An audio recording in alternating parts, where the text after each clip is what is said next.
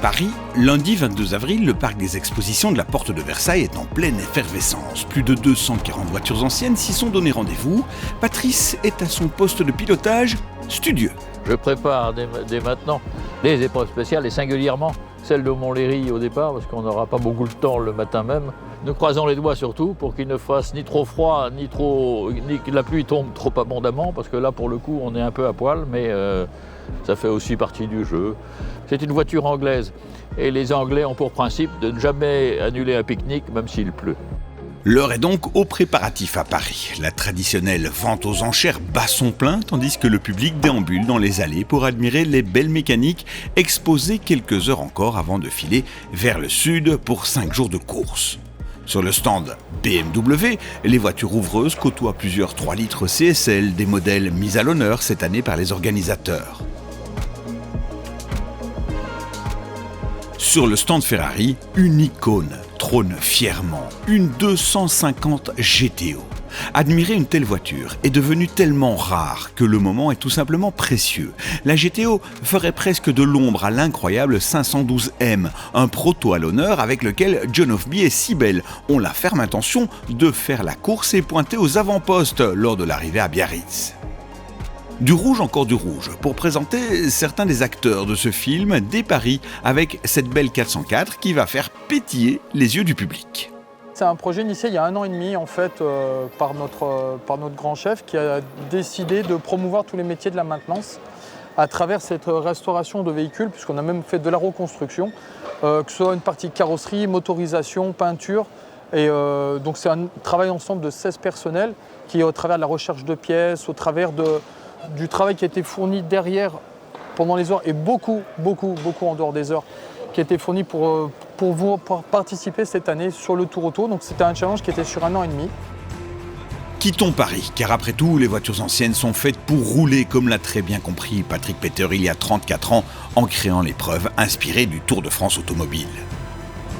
François et Patrice sont parmi les premiers à s'élancer dans un froid glacial, mais bien équipés à bord d'un roadster, cela ne pose pas de problème. Finalement, il n'y a pas de mauvaises conditions, il n'y a que de mauvais équipements.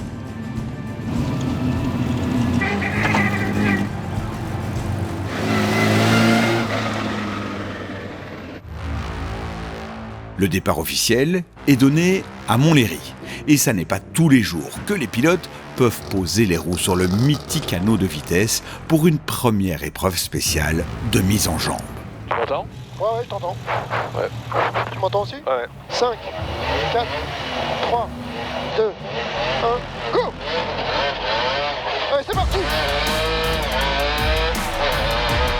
Montlhéry est une piste centenaire, à peine un an plus jeune que celle des 24 heures du Mans, où les pilotes ont ensuite rendez-vous pour la première des 4 épreuves sur circuit de la semaine.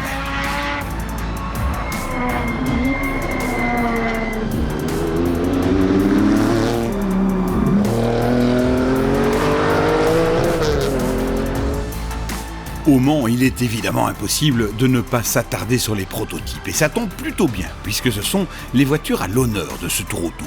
Si Porsche détient le record absolu du nombre de victoires en terre Mansell, leur première réalisation en 70 avec la 917 fut un assez long processus avec une lignée de magnifiques prototypes. 904 tout d'abord, suivi par les 906 et les 910. Les 3 modèles étaient présents au Tour Auto. Il n'y a aucune course dans le monde où il est possible de voir ces 3 voitures évoluer de concert, sur une piste et sur route. Avant la 917, ils se sont essayés avec différents moteurs. Il y a eu des 6 cylindres, il y a même des 8 cylindres, il y a eu très peu de 10 cylindres, ça, très peu de gens le savent, et il y a eu le 12. Mais là, celle-ci, 6 cylindres, 550 kg, c'est un karting. Faire revenir une Porsche 910 sur le circuit mythique du Mans, c'est vrai que pour moi, c'est excitant, c'est génial. Lors de la course du plateau 3, une BMW 2002 Ti a mis tout le monde d'accord. Et pour cause, à son volant, Hugo de Sadeler. Il a participé à 2 reprises aux 24 heures du Mans et même terminé 3e du général en 2018. Hugo a un sacré coup de volant et il le confirme d'ailleurs lors des spéciales du Tour Auto auquel il participe pour la première fois. Ce talent n'est toutefois pas le fruit du hasard.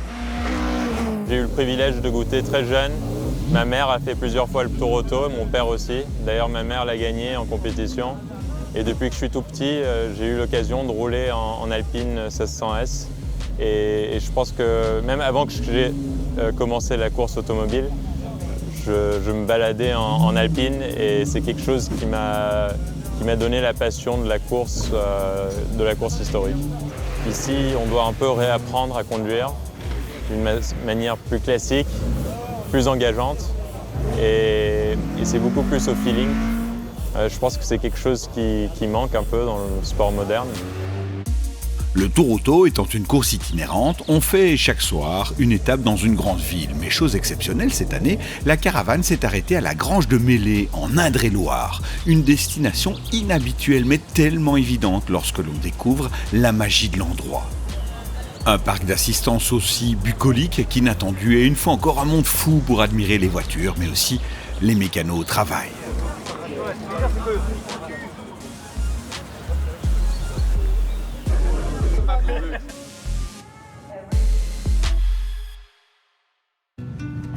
Le Tour Auto n'est pas une aventure pour les lève-tard. Le soleil à peine levé, il est temps pour les concurrents de retrouver leur voiture. Mais les anciennes doivent se réveiller en douceur. Il est important de prendre le temps, de laisser la mécanique se réchauffer avant d'attaquer une longue journée de route et de circuit. Surtout lorsque la voiture n'a pas fait l'objet d'une totale restauration à l'image de cette magnifique Alfa Romeo de 1955, la plus ancienne des voitures du plateau de compétition.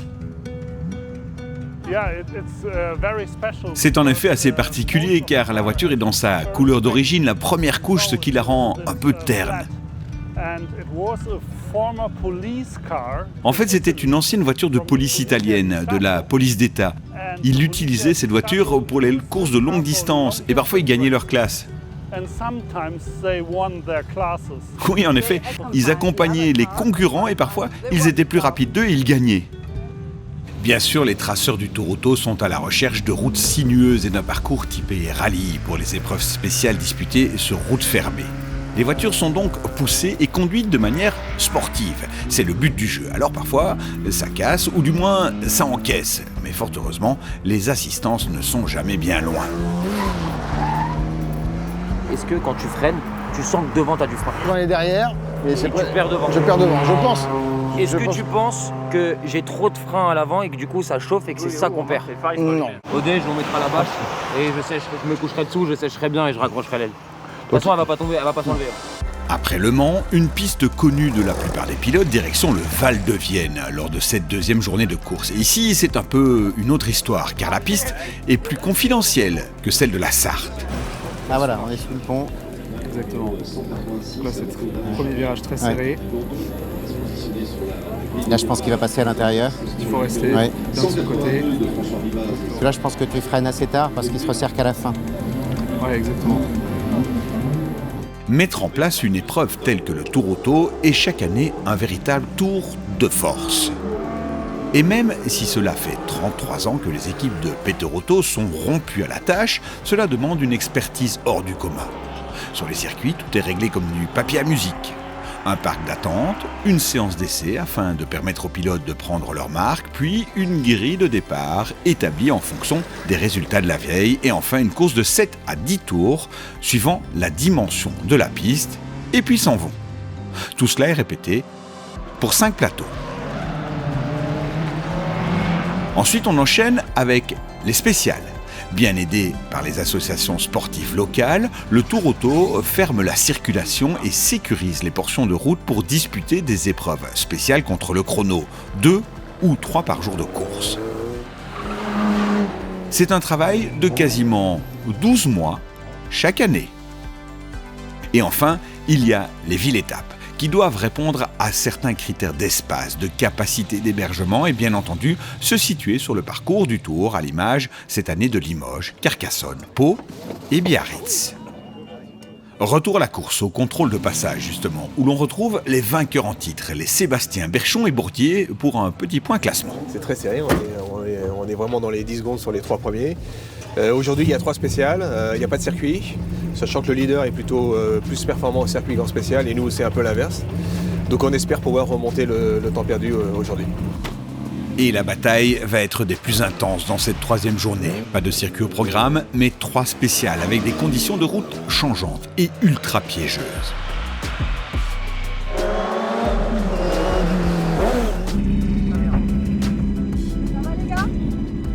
Ouais. Il faut que je resserre mon truc, je l'ai plus devant moi. Il tourne dans le vide, non? Vas-y. Parfait. Les 4 premiers virages, c'est du facile, ok? T'as un danger ici parce qu'il ferme fort à la fin. Mais c'est pas très compliqué. Ensuite, c'est là. Il y a de l'ambiance à l'intérieur des habitacles.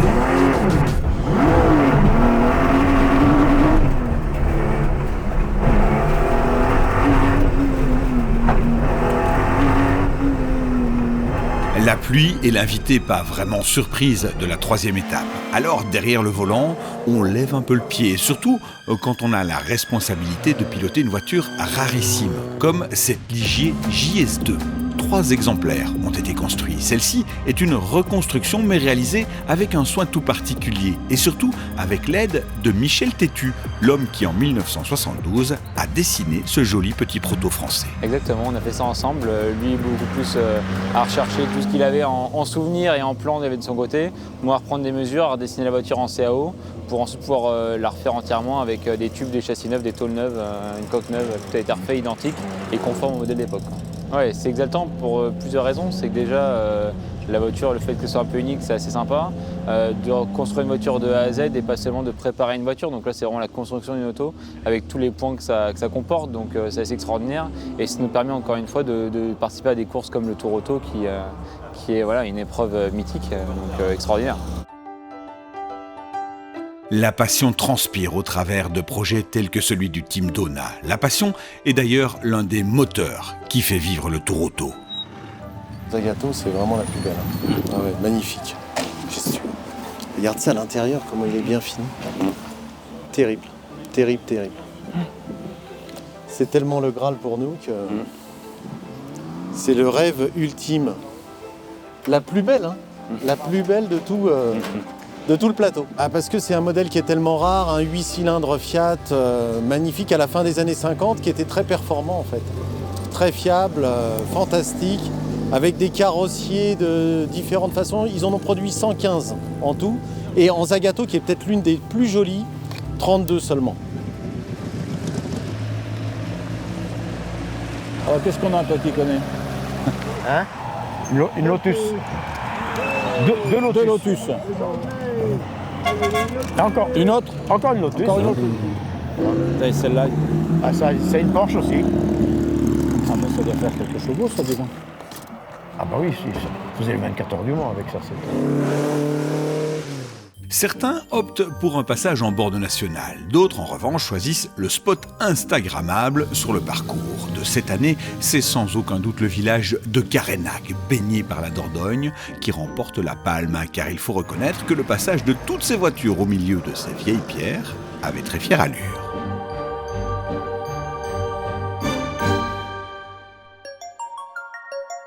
Dans la catégorie HI, celle où l'on trouve les voitures les plus puissantes, la bagarre fait rage en tête. Pour ceux qui jouent aux avant-postes, on fait vraiment la course. À bord de leur Ferrari 300 000 Groupe 4, Jérémy Ménéché et Laurent Loubet sont en grosse bagarre avec Olivier et Nathalie Bretmayer. Et parfois, quand on attaque à fond, la petite erreur de pilotage se paye cash.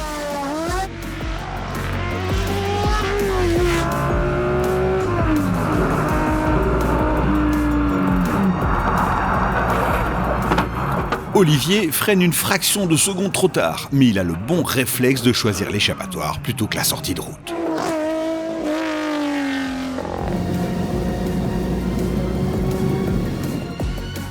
Au pied des remparts de Carcassonne, un certain soulagement se lit sur de nombreux visages. L'étape a été longue et piégeuse, la pluie a changé la donne et il a fallu adapter son pilotage. On freine moins tard, déjà, très important. Il faut faire surtout très attention au freinage, parce que c'est au frein qu'on peut se rater, et plus les pneus sont larges, plus on peut faire de la luge et aller tout droit. Donc c'est là où je faisais très attention. En plus, c'était en descente. Moi, j'ai le moteur derrière, donc quand on veut freiner, ça pousse. Il faut changer de logiciel.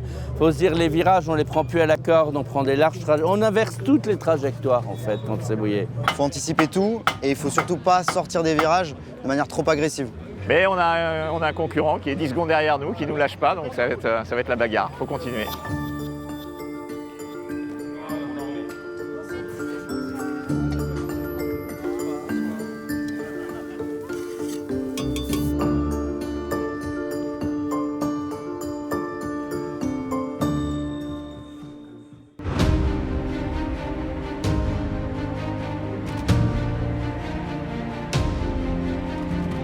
Les avez-vous reconnus?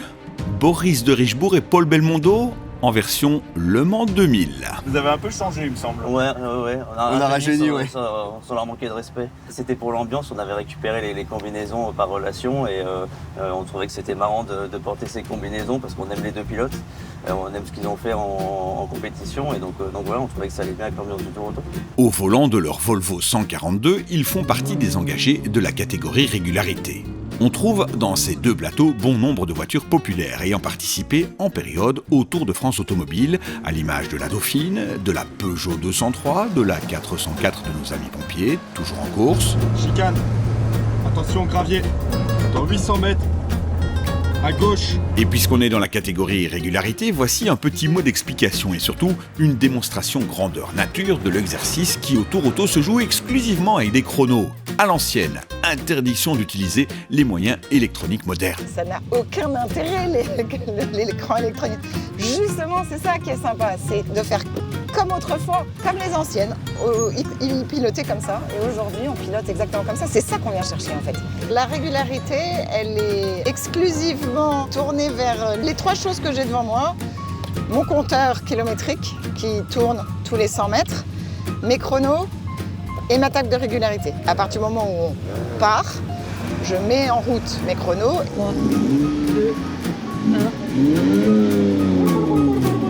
Tu dois passer à 1. Maintenant, je lui dis si elle est en avance ou en retard. Donc au début, forcément, on démarre, on est à 0. Donc forcément, on est déjà en retard. Donc je lui dis roule. Jusqu'à ce que mon compteur, mes chronos et ma table cadencent en même temps. Cadencez. Avec les virages, je ne suis jamais régulière. Donc moi, mon job, c'est de lui dire d'avancer ou de ralentir pour qu'on arrive à cadencer en même temps. Hop là. Merci de nous avoir suivis sur la spéciale. En régularité, le type de monture a un peu moins d'importance qu'en compétition, raison pour laquelle on y trouve une grande variété de modèles, même si le leader de l'épreuve à mi-parcours tient à nuancer ce propos. Il est important quand même d'avoir un peu de puissance parce que, évidemment, la seule chose qu'on ne maîtrise pas, c'est le relief. Donc si ça grimpe fort, etc., et qu'on a très peu de puissance, si on veut conserver la moyenne, il faut un peu de relance. Donc il faut une voiture avec un petit peu de puissance. À l'image d'Étienne Bruet, journaliste et présentateur TV, ont toujours été fans du Tour Auto et ils n'hésitent jamais à prendre le volant en compétition ou en régularité, à l'image de François Alain, Grégory Galifi, Jean-Pierre Gadjic ou encore Gary et Aurélien, les compères de Wheeler Dealer. Le Tour Auto, une histoire d'amitié ? Forcément. Au détour d'un col pyrénéen, nous tombons sur une jolie Austin Hillet garée en bord de route, pilote belge, copilote américain. On se fait des nouveaux amis, tous des passionnés d'automobile, c'est juste fantastique. Vous vous êtes rencontrés l'an dernier ? Oui, on s'est rencontrés l'année dernière. Nos numéros de voiture étaient très proches, donc vous constatez lorsque les voitures sont proches en numéro que vous finissez par vous faire des nouveaux amis, on se voit toute la semaine et on se lie d'amitié. Américains, Mexicains, Argentins, bon nombre d'équipages viennent de très loin pour goûter au plaisir de piloter sur les routes de France dans le cadre du Tour Auto. Et d'année en année, ils sont de plus en plus nombreux et le traditionnel pique-nique à la française est un des moments privilégiés appréciés de tous. C'est une tradition. Un déjeuner du Tour Auto se déroule en montagne, au bord d'une route avec un panier pique-nique gastronomique distribué aux concurrents. Mais ça fait partie du truc, c'est toujours c'est sympa de dans la nature. Moi je pensais que c'était demain, quand j'ai vu sur le roadbook que c'était aujourd'hui, ça m'a fait plaisir, tu vois. Vraiment. Franchement on est bien là. D'ailleurs on va peut-être faire la sieste d'ailleurs. On se pose des questions. Et cette année, le pique-nique se déroulait le 26 avril. Une date banale ? Pas du tout. Le 26 avril est la journée internationale des véhicules d'époque. Le saviez-vous ? Allons arroser cela à Nogaro. Arroser, c'est le bon terme. Dans l'après-midi, d'énormes orages s'abattent sur le Gers. Sur la spéciale, puis à Nogaro, selon l'ordre de départ, les pilotes ont une route sèche ou un asphalte détrempé. Pour l'ouvreur, ça ne change rien. Et pour cause, lorsqu'on a à son palmarès un titre mondial des rallyes, 10 victoires en WRC et 4 victoires au Dakar, ça n'est pas quelques gouttes de pluie qui font peur. Ouvreur, Tour Auto, c'est le meilleur boulot. Tu as tout le plaisir et aucun stress. Tu es la première voiture, tu vas regarder, vérifier que la route est ouverte d'abord, parce qu'on peut avoir des fois des animaux, on peut avoir un cheval ou une vache qui se recule, on ne sait jamais. On va regarder qu'il n'y a pas de public sur la route. S'il y a quelque chose que te dérange, tu vas dire à la fin du spécial. Et si tout va bien, alors la route est ouverte, tout le monde va aller à fond. Beaucoup de plaisir. C'est ça. Ben oui. C'est le meilleur boulot. La victoire du Tour Auto se joue à Nogaro. La course du plateau 4 débute sur une piste sèche. À cet instant, Sébastien Berchon pointe 10 secondes derrière Emmanuel Brigand. Tout est possible entre les deux pilotes. Mais dans le dernier tour, alors que Brigand remporte et savoure son tour d'honneur, il découvre avec surprise la Jaguar de son adversaire plantée dans le bac à gravier du dernier virage. J'ai freiné aux 200 mètres comme les 7 tours d'avant et je ne sais pas ce qui s'est passé. J'étais tout seul, j'étais pas en bagarre, les roues arrière se sont bloquées. Et je suis parti en toupie dans le bac à sable et malheureusement je ne ferai pas le doublé, on n'était pas loin, mais bon c'est le jeu et c'est ce qui fait le charme du Tour Auto. Hein. Jusqu'à l'arrivée, jusqu'à Biarritz, rien n'est fait. Du bout du boulevard des Pyrénées à Pau, on aperçoit au loin la chaîne des Pyrénées. C'est magnifique, mais ça c'est par temps clair. Nous devrons donc revenir dans la cité béarnaise.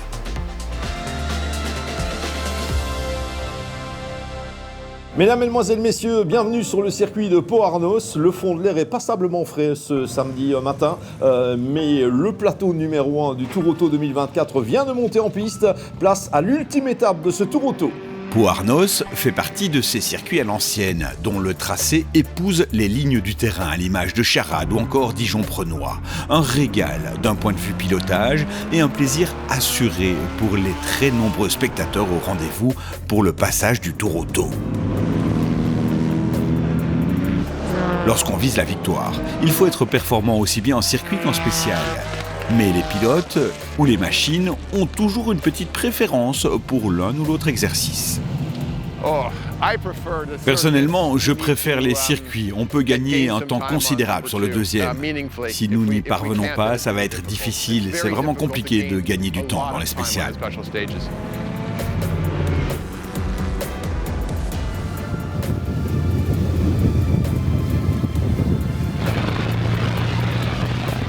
La pause déjeuner est prévue à Saint-Jean-Pied-de-Port et comme depuis le début du Tour Auto, les concurrents sont reçus dans un endroit d'exception. Ce fut le cas durant la semaine à l'abbaye de l'Épau, au Mans. Au logis des Piliers, monument historique du XIVe siècle dans la Vienne, ou encore cette incroyable salle de déjeuner au sein même de l'abbaye de Beaulieu en Rouergue, la bien nommée. La dernière ligne droite vers Biarritz est dantesque, un cauchemar pour les météorologues. Alors, il vaut mieux se fier aux dictons locaux, comme celui qui dit que lorsque tu ne vois pas la montagne, c'est qu'il pleut, et que lorsque tu la vois, c'est qu'il va pleuvoir. Et en effet, ça fonctionne. La séquence qui suit a été filmée en moins de 15 minutes.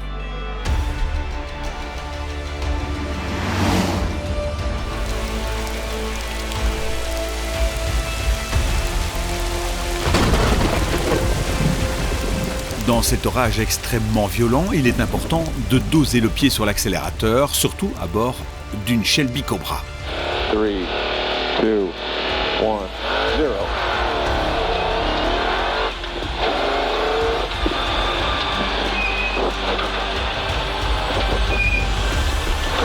God, sorry. It's okay, it's okay.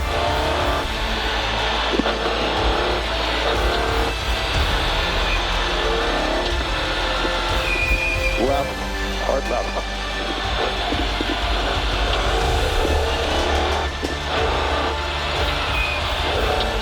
Okay, right. Oh.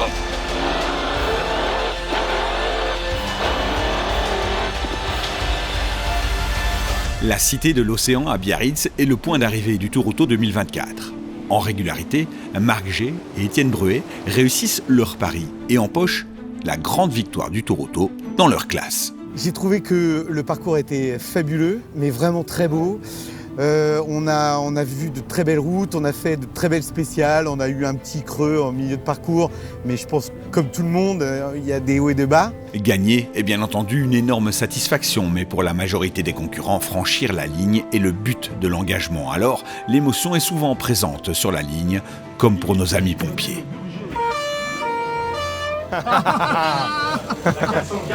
Bien joué, Mage. Mage, bien joué. Toute cette émotion, on la doit à un homme, Patrick Peter, qui il y a 34 ans a eu l'idée d'inventer le tour auto. Il a décidé de passer la main et au moment de franchir sa dernière ligne d'arrivée, Patrick, qui n'aime pas beaucoup les honneurs et les interviews, a été bien aidé par les éléments. Et les premiers trucs qui vous viennent à la tête là maintenant à l'arrivée de Biarritz? C'est l'arrivée de l'orage là. C'est l'arrivée de l'orage là. Couvrez-vous bien quand même. Non, non. Ah ben voilà. On l'avait dit. On n'en saura pas beaucoup plus sur l'émotion de Monsieur Tourauto. En ce qui concerne les vainqueurs au général, en revanche, pas de problème. Leur victoire quasiment assurée depuis la veille n'est finalement qu'une formalité pour Emmanuel Brigand et Yann Albert. On est une bonne trentaine, voire 40 à se battre au chrono, il faut préparer l'auto. Il y en a qui travaillent les notes plus en spécial, moi je suis plus circuit. Mais c'est un vrai travail, une belle préparation et c'est un beau niveau. Et ça fait partie, j'ai quelques titres de champion de France et de champion d'Europe. Et c'est pour moi encore quelque chose d'extraordinaire. Tandis que dans la catégorie HI, celle des voitures les plus récentes, au terme d'une bagarre épique avec Olivier et Nathalie Bretmayer à bord de leur BMW M1, Jérémy Ménéchet et Laurent Loubet émergent du déluge pour franchir la ligne en tête à Biarritz. Mais le mot de la fin, laissons-le à celui qui a ouvert ce film, Patrice, lui aussi, à l'arrivée de son 4e tour auto en compagnie de son pote François. On est content, et on n'a pas brillé. Le Pays Basque est beau et humide. Voilà. C'est très très beau, voilà. Très belle étape aujourd'hui. Un très beau circuit ce matin, on l'avait dit, et des parcours de liaison superbes. Vraiment un beau pays.